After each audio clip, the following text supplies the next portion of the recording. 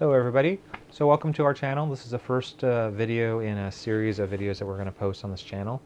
This video is going to be on this lens, the Sony GMaster ultra wide angle lens.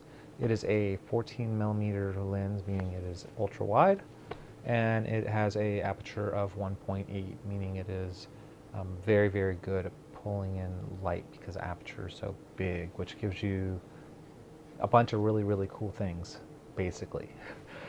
And the two biggest things that aperture gives you is it gives you the ability to basically shoot at night, and it also gives you the ability of having a very shallow depth of field, meaning that you can make stuff blurry in the background if that terminology doesn't make any kind of sense to you if you're new. I'm going to try to dumb down everything that I can. Yeah, I'm wearing a shirt for another channel because this is not our first YouTube channel. This is our other YouTube channel, Corgily, and we shoot videos on our life, basically vlogging. We live in a camper. This is a camper that I'm sitting in, and we travel around the United States and shoot essentially tourist videos and stuff on kind of cool things that we go and do. So anyway, enough about that and more on this lens. Here's a few examples of hand holding the camera without any kind of selfie stick or tripod or anything. And you can see the 1.8 aperture. Essentially you're seeing the blurriness in the background, or the shallow depth of field, or the bokeh as they call it. And this is with active stabilization turned on, meaning that it's cropping the outer edge a little bit. If you turn the active stabilization off, you'll get an even broader picture. Now these portrait pictures, you have to get right in their face with a lens to get shots like this, otherwise you get a humongous area.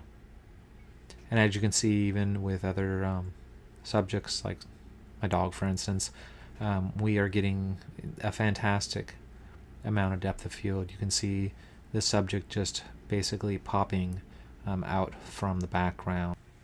This margarita picture is a great example showing you how you can produce the bokeh or the separation between the foreground and the background without even having that much distance. It's just amazing what this lens can do. So we're going to move into some night photography just to kind of show off what the camera can do at night. And I don't have a light on this camera of any kind. There's no flash, there's no flashlight, there's nothing like that on this light. So this picture right here, there's a little bit of a light coming off a podium near me, just a very, very small amount. And you can see that we're producing the bokeh at night, and basically there's a snowstorm going on. Yeah, just amazing. And you can see I can freeze the snow by adjusting the shutter speed, obviously. Just very, very, very nice results. And all the weird colors you're seeing on the background, that's not photoshopping. That's the different colors or temperatures of the lights in the area. And I have no idea why the street lights all have different temperature bulbs in them, but they do. And once again, just amazing. So this is the same exact location during the day, and you can see the difference. Still very, very, very fantastically awesome results in my mind. And I want to point out to you, I am not a professional photographer. This is actually my first Sony camera, and I've only been shooting on this lens for about a month. And these are the shots that I got during that month. So yeah, you should be able to expect that you're going to get something like this very, very, very easily if you just know how to set the camera up. The camera and the lens basically does the work for you. Now keep in mind, this is a wide angle lens. So if you want pictures like this where you're close in, you have to be right in your subject's face. So I mean, this is almost like macro photography, where the camera's like 4 to 6 inches away from these cats and dogs. If you want to get a close-in picture, this may not be the lens for you. You might want something that is a little more telephoto, let's just say. But if you want like landscape photos, or you want to hand hold the camera and vlog, this lens is phenomenal for that. And like I was saying, all of these pictures were taken using this lens in the first 30 days of somebody using the Sony platform.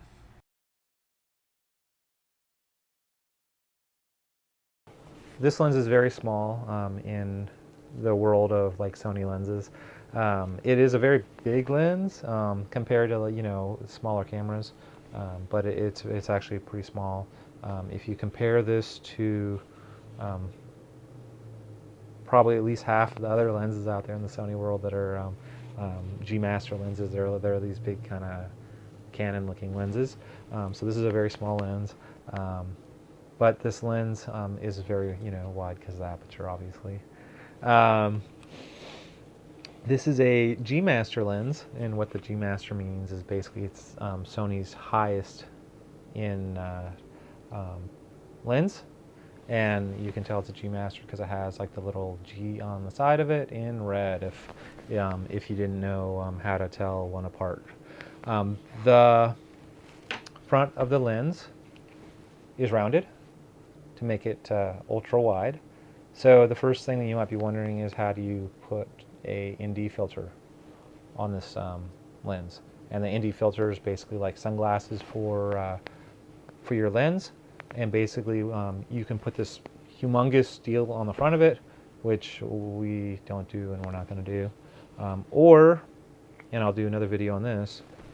You can pop the back off, which sounds a little scary, but this little kind of edge right here you can pop off, and you can put a rear ND filter on this, which is the way that we're going to do it. Now it doesn't affect how watertight it is or anything like that. There's a rubber O-ring around the outside of this lens that is nowhere near where the ND filter sits, so that's good. The other thing is the front of this lens. You'll see that it has this little outer edge that's beveled around it. Essentially, this edge protects the lens. So if you lay it, like flat, without the filter cap off on it, the rounded lens does not hit the table or whatever. You can still, hit things like that are not flat, but at least it does a little bit of protection. And with that said, I'm going to put the lens cap on it. There is a aperture ring on this. The aperture ring basically lets you set the aperture on the camera with the lens. So that is really, really, really cool, especially if you shoot in manual and you want to be able to just twist the knob and change the aperture when you're doing either photography or video. Very, very nice. There is a switch for clickiness, on or off, and you probably heard how quiet that is. And then I'll put it near the mic. Maybe you can hear it clicking. The clickiness is basically just what it is to make it clicky. Then there's this humongous focus ring. That's pretty obvious. Most lenses have that. The autofocus is amazing on this because it's a Sony lens.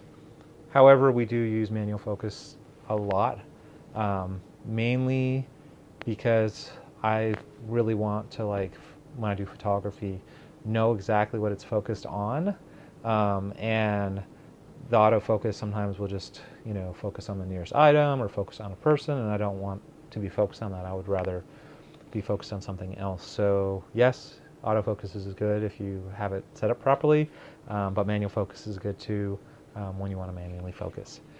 Then there is on the side a little switch to switch between manual and autofocus. That's pretty obvious, but it is really, really, really convenient to have that switch. It is so damn convenient. I almost wish that I knew a spot on the camera that had the switch. There's a button and you can kind of fiddle around with it a little bit, but I just love having the little toggle right here. That's so nice. And then they give you a extra button also that you can program to do really whatever you want to do. What I use this button for is for crop sensor. So basically what that is if I'm holding the camera out in front of me like this, basically this is how big the frame is, and then when I push a button to crop it, it basically is like maybe this big right here. So it's almost like a zoom button, so to speak, that I have. So that's the video. Please subscribe if you have not subscribed. That would be just awesome to try to maybe boost this channel up a little bit. And if you want to know about our life, go to the other channel, and we will post more helpful videos. So thank you, and see you guys around.